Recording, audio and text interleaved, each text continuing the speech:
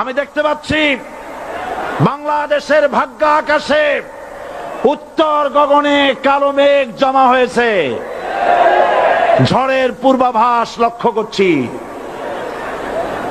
যদি মোকাবেলা করতে না পারেন সক্ষম ভাবে, এমন অন্ধকার গাঢ় কালো অমাবস্যার রাত আসতে পারে যার সুবে সাদেক হওয়া অসম্ভব।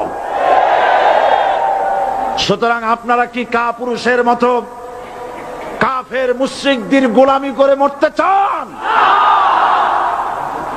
বিড়ালের মতো 500 বছর বেঁচে থাকার কোনো লাভ নাই।